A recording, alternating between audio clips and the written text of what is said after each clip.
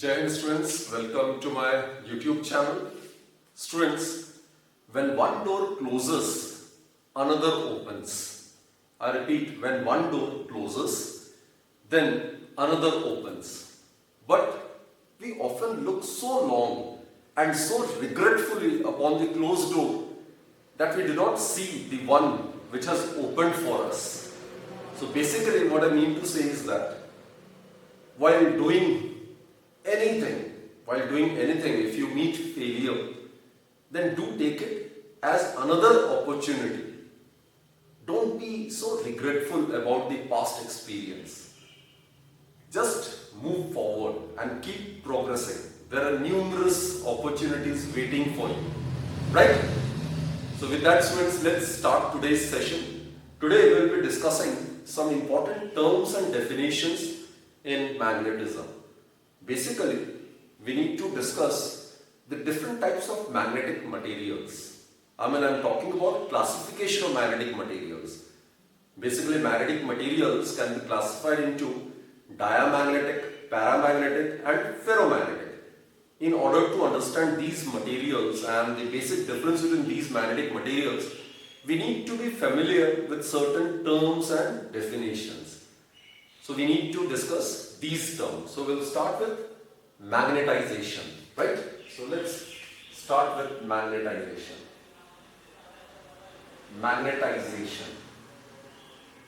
Now students, as you are aware, all the magnetic substances, whether it is diamagnetic, paramagnetic or ferromagnetic, they obviously are made up of atoms and molecules, isn't it? And each atom consists of a positively charged nucleus surrounded by negatively charged electrons. The revolution of electron around the nucleus in a particular orbit, it constitutes current carrying loop, isn't it? And whenever there is current carrying loop, so there must be some magnetic field. So basically what I mean to say is that each atom students, it behaves as a magnet.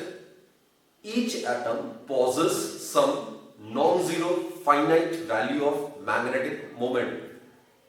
So I repeat and I stress on this particular point. Each atom behaves as a magnetic dipole. That is, it behaves as a bar magnet. So a substance, it is made up of millions and millions of atoms. So still, the substance as a whole, if it is unmagnetized, then it won't have any south or north pole. Why is it so? Because although each individual atom has got some magnetic moment, but their orientations are entirely different. They are random. So basically, if you consider a substance, suppose this is a magnetic specimen. This is suppose a magnetic specimen. It may be dia, para or ferro, right?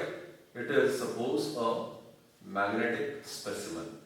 And these are the atoms which possess some net magnetic moment. So in a magnetic specimen, in the absence of any external magnetic field, these atomic dipoles are randomly oriented. These atomic dipoles are randomly oriented. So the net magnetic moment is always zero.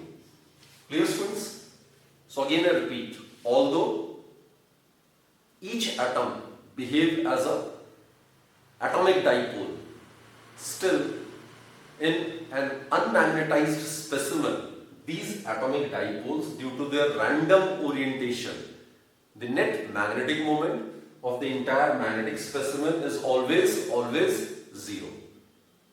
Clear, students? So, now when it is kept under the influence of some external magnetic field, then what happens is these atomic dipoles tend to align or orient themselves in a particular direction depending upon the nature of the magnetic specimen, whether it is dia, para or ferro. Now when these atomic dipoles align in a particular direction, then one end of the magnetic specimen under the influence of that external field acquires south polarity, while the other end of the specimen acquires north polarity. And that is when the magnetic specimen is said to have got magnetized after developing south and north pole. Both are of equal strength and obviously they are of opposite nature. So this process, or rather you can say this phenomenon, in which a magnetic specimen which was initially unmagnetized, but on keeping it under the influence of some external magnetic field get magnetized, develops its own polarity, north pole and south pole. That is, it gets magnetized, it develops its own magnetic moment. This process or this phenomenon is known as magnetization.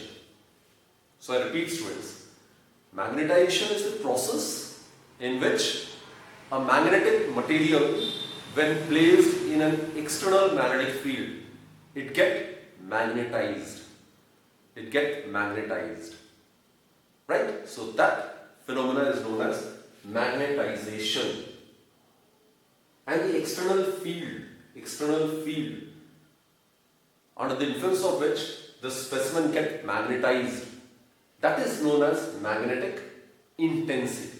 So let's discuss this term, magnetic intensity. So next one is magnetic intensity. Generally we denote it by capital letter H, magnetic intensity. We normally denote it by capital H. Suppose in vacuum, suppose magnetic field B0 exists. Suppose in vacuum magnetic field B0 exists, right? So let us consider in air or vacuum a magnetic field B0. This is the magnetic field B0 which exists. Then magnetic intensity, that is H, is defined as, in vacuum, it is defined as the ratio of the magnetic field, strength of the magnetic field, to the absolute permeability of free space. So this is how mathematically magnetic intensity is represented, right? So in vacuum, the magnetic intensity is defined as the ratio of the magnetic field in vacuum to the absolute permeability of free space. Obviously, mu naught is the absolute permeability of free space, and its value we are already aware. It is 4 pi into 10 to the power minus 7. Unit is Tesla meter per ampere. That's its SI unit. Clear, students? Now this is in vacuum.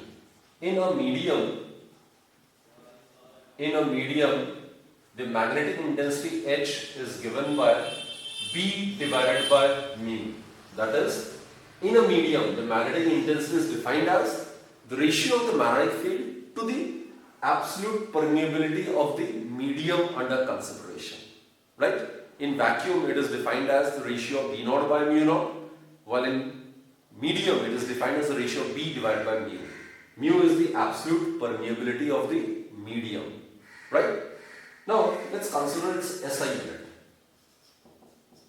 So, SI unit of magnetic intensity is, now look, the SI unit of magnetic field is Tesla. The SI unit of permeability is Tesla meter per ampere. So, Tesla get cancelled, so we get ampere per meter. So, remember, students, the SI unit of magnetic intensity is ampere per meter. Clear? Ampere per meter. There is another unit as well. Let me discuss that unit as well. Other unit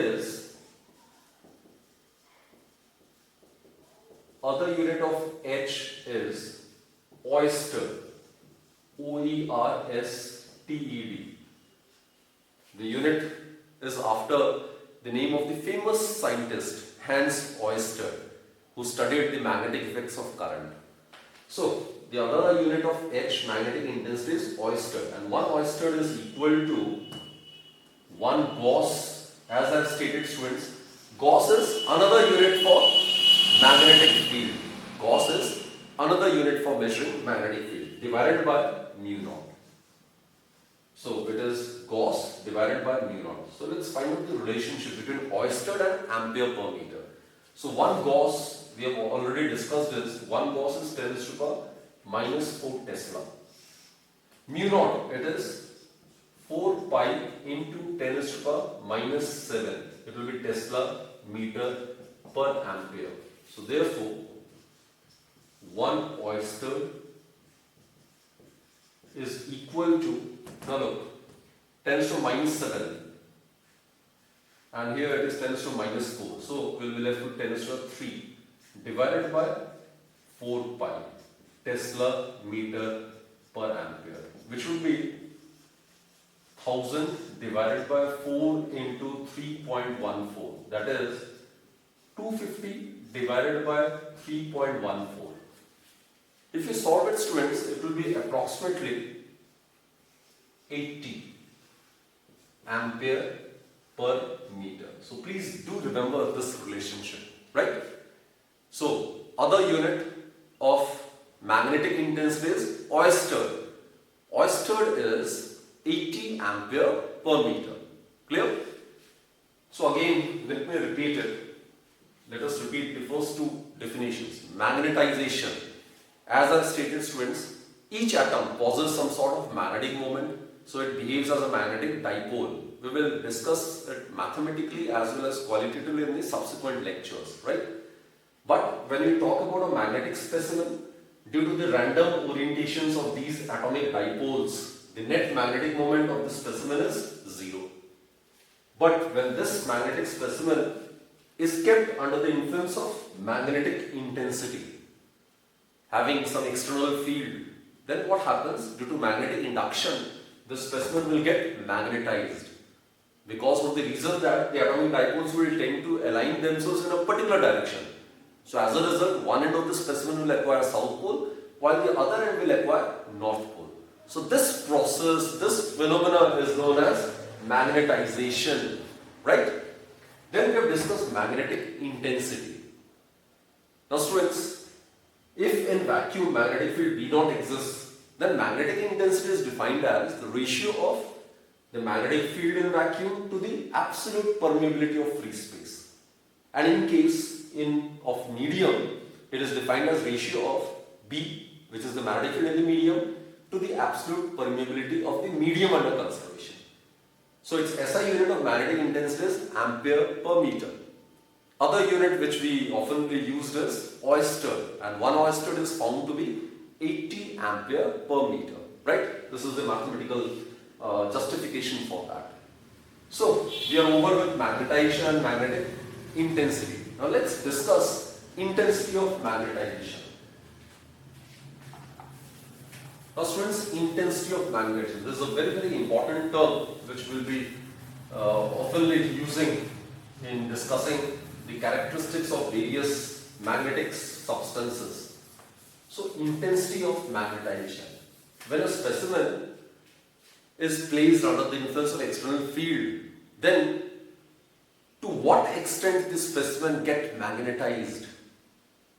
So that is indicated by this physical quantity which is known as intensity of magnetization, right? So let's discuss this term. This is intensity of magnetization. So basically it gives the measure of the extent to which a specimen get magnetized, right? Okay. So intensity of magnetization, we will denote it by I. It is the intensity of magnetization. So point to be noted is qualitatively. This is the physical quantity which gives the measure of the extent to which a specimen get magnetized under the influence of external field. So it gives the measure of the extent to which magnetic specimen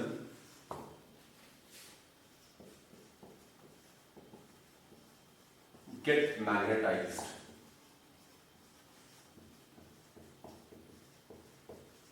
under the influence of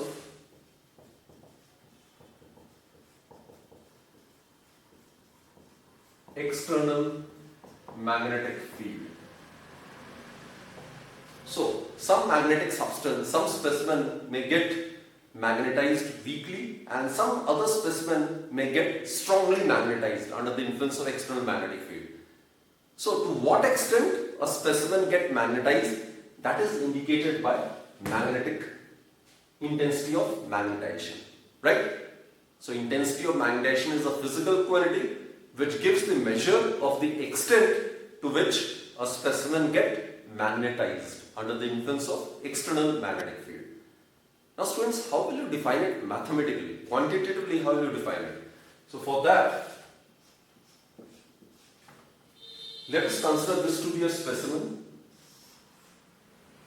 and after it is placed under the influence of external magnetic field, suppose, let us say, it gets magnetized, right? And the atomic dipoles are oriented in this particular manner. They all are oriented in a particular direction. These are the atomic dipoles and they are oriented in a particular direction under the influence of external magnetic field. So basically it gets magnetized, right?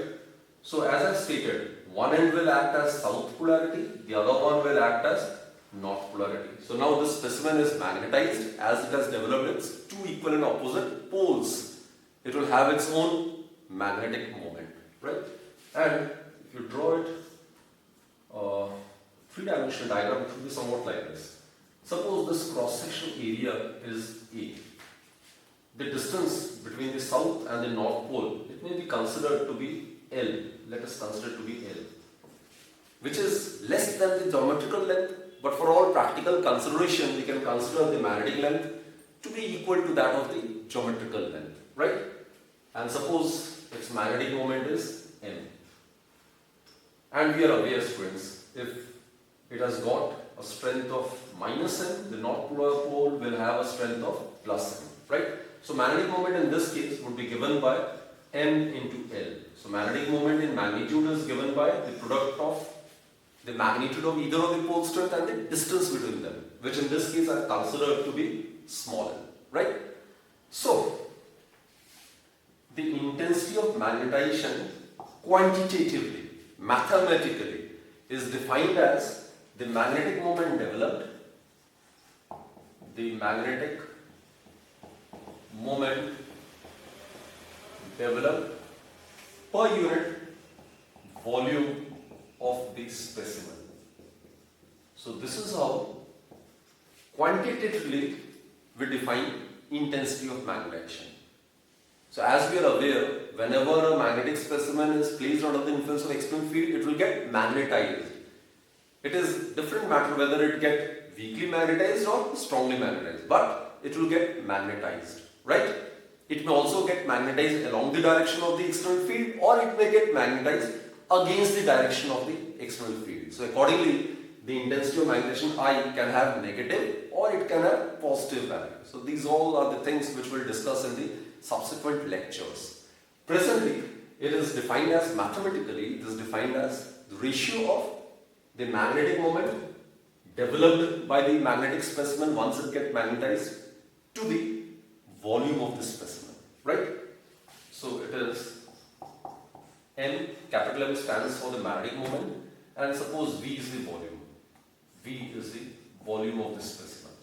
So what will be its SI unit then? SI unit would be, now look, magnetic moment, its SI unit is ampere meter square. Volume, its SI unit is meter cube. So its SI unit is ampere per meter. So SI unit of intensity of magnetization is same as that of magnetic intensity, each being ampere per meter, right? So obviously it's a vector quantity, it must be directed along the direction of the magnetic moment, that is from south to north. So in the vector form it may be written in this particular manner, n vector divided by v. Anyway, another definition, it can further be solved like this. Magnetic moment, as we discussed, it is small m into L. Small m is the pole strength. So small m into L divided by what is the volume? Volume is, it's in the form of a bar. So its volume would be cross section area multiplied by length. So it can be considered to be A into L. So it is m by A. What is m? It is the pole strength. M is the pole strength. What is A? It is the cross-sectional area. It is the cross-sectional area. This is the shaded portion. This is the cross-sectional area I am talking about. Right? So this is another definition. So intensity of magnetization may also be defined as the pole strength developed in the specimen per unit its cross-sectional area. So substitute the units of M and A, again you should get its SI unit to be ampere per meter. Let's check it out. So SI unit of small m, that is pole strength, is ampere meter, while the SI unit of area is meter square. So SI unit is ampere per meter. So I hope this concept is clear, students. So whenever a magnetic specimen, which obviously in the absence of an external field is unmagnetized, but whenever it is placed under the influence of external field, then definitely it will get magnetized.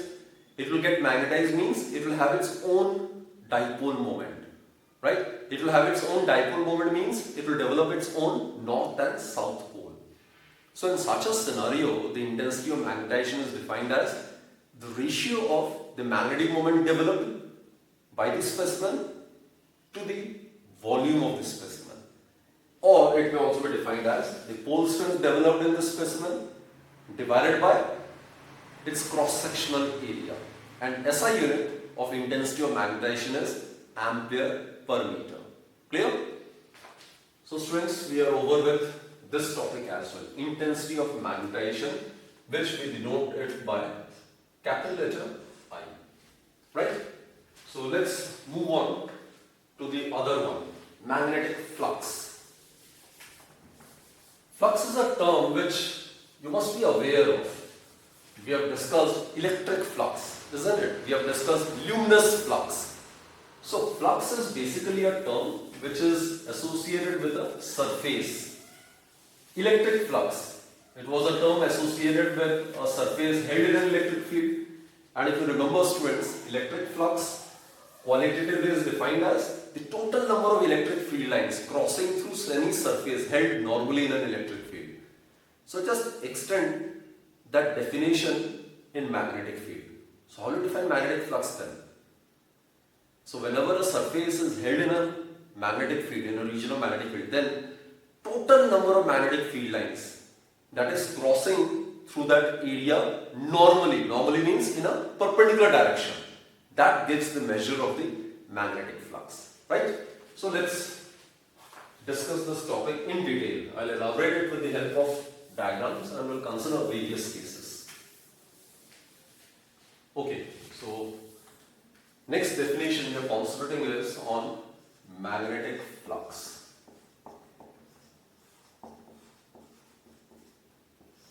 We'll denote it by phi.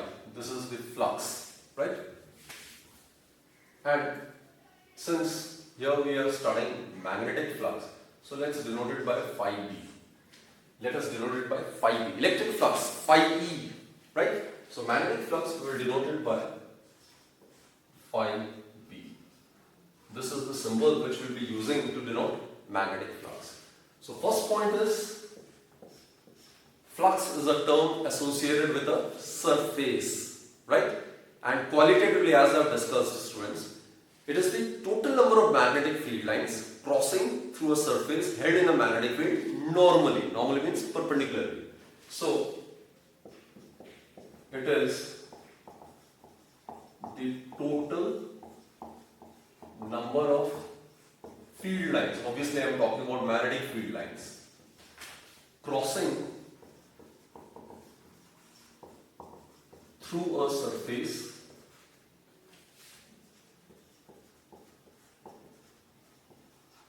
normally. Normally means perpendicularly.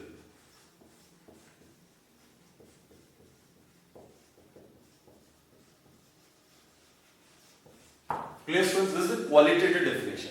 Total number of magnetic field lines which crosses through any surface held in a region of magnetic field normally, perpendicularly, that gives the measure of magnetic flux, right?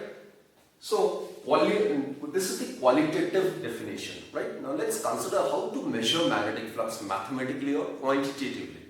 So for that, let's consider this case.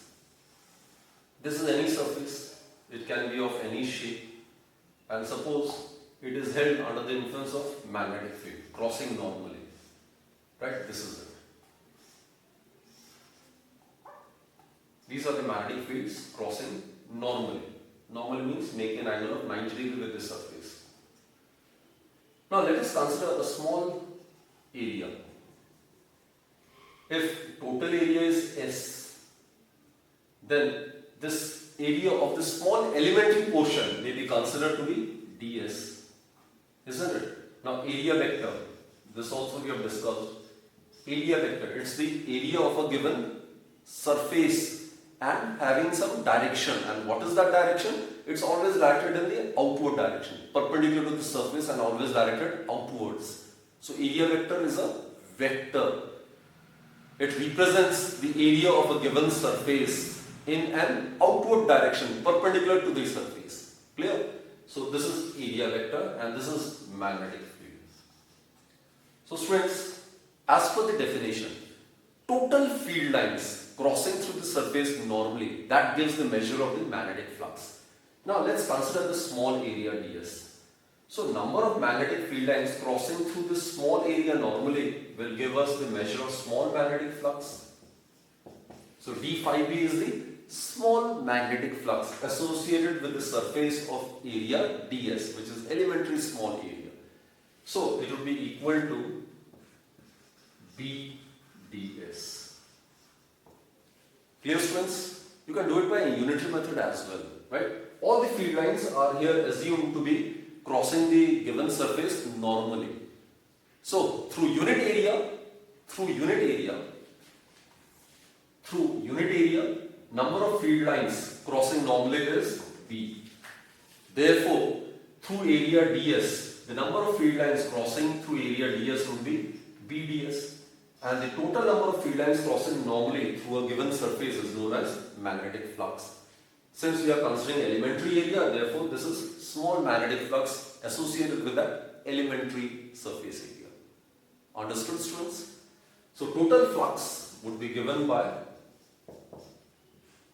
B integration of ds, that will give us the total area. It can be considered to be A or S, it's your wish.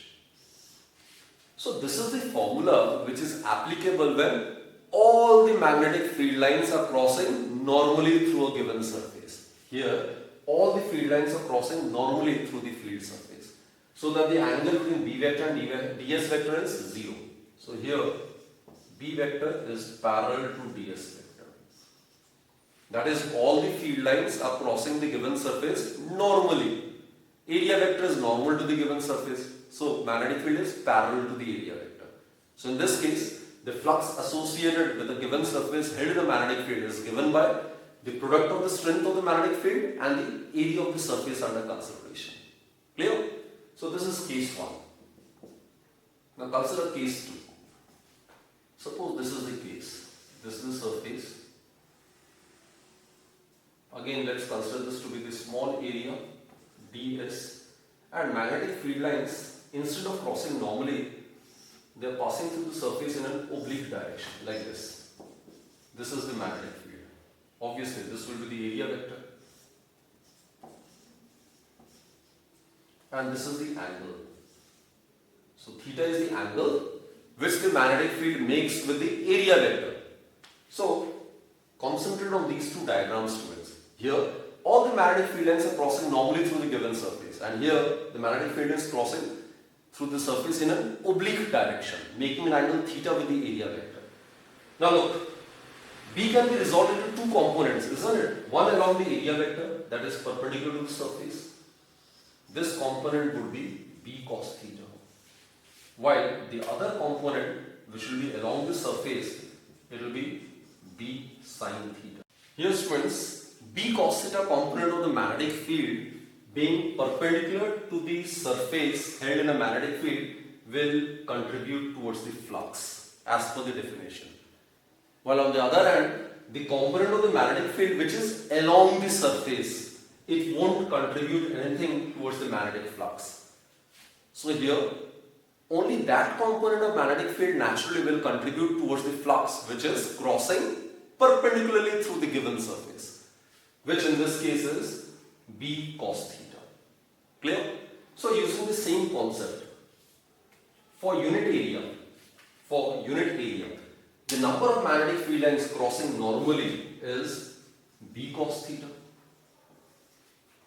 Therefore, for area, small area ds, number of field lines crossing normally through small area ds would be obviously B cos theta multiplied by ds. And the number of magnetic field lines crossing normally through this small area is small magnetic flux. So it will be equal to B ds cos theta, isn't it? So it can be written in the vector form as well, like B vector dot ds vector. So actually, for the entire surface on integration, we can write it as B vector dot A vector. Let us consider A to be the total surface area of the surface under consideration, which is held in a magnetic field. So mathematically, the magnetic flux associated with a given surface held in a magnetic field is defined as the dot or the scalar product of magnetic field and the area vector. Now here the point to be noted is that flux is a dot product of two vector quantities. Therefore, it is itself a scalar quantity. So students, electric flux, magnetic flux, luminous flux, these all are scalar quantities having magnitude but no direction. Clear? So this is the general expression for the flux, and this is actually the special case of this. In this case, the angle theta, which is the angle between magnetic field and the area vector, is 0 degree. So cos 0 will become 1, so we'll get BA. Right? There's some other case as well. Let's concentrate upon the third case. Third case is, students, if we assume a case whereby this is the surface, obviously this is a small area, this is suppose ds area vector, and field lines are crossing the surface along its surface. It is actually not crossing, field lines are directed along the surface. So the angle between the magnetic field and area vector over here is 90 degree. So here, if you substitute the value of theta as 90 over here, cos 90 we are aware it is 0. So therefore, flux associated with the surface in case when magnetic field lines are along the surface is always 0. And theoretically, you can conclude by saying that in this case, there is no component of the magnetic field which is crossing normally through the surface, and hence flux associated with the surface must be 0. Right? There is another very important case, friends. For any closed surface, this we have done in Gauss law in magnetism. For any closed surface, the magnetic flux associated with any closed surface will be represented by closed surface integral of the magnetic field. And this we have discussed in Gauss law in magnetism, that magnetic flux associated with the closed surface, which is the closed surface integral of the magnetic field, is always 0. And we have also discussed its significance, isn't it? First significance is that it tells us that magnetic monopole do not exist. And what is the second significance? It also tells us that in a closed surface, total number of magnetic field lines entering the closed surface must be exactly equal to the number of magnetic field lines leaving that surface. So these are the two significance of Gauss's law in magnetism. Right? So we are over with the qualitative and the quantitative study of magnetic flux. Now let's discuss its SI unit. So we will make use of the mathematical expression so as to find out its SI unit basically. So magnetic flux, its general formula is B vector dot A vector, right? So flux, it is B A cos theta. So let's discuss its SI unit. SI unit of flux, I am talking about magnetic flux, what is the SI unit of magnetic field? It is Tesla.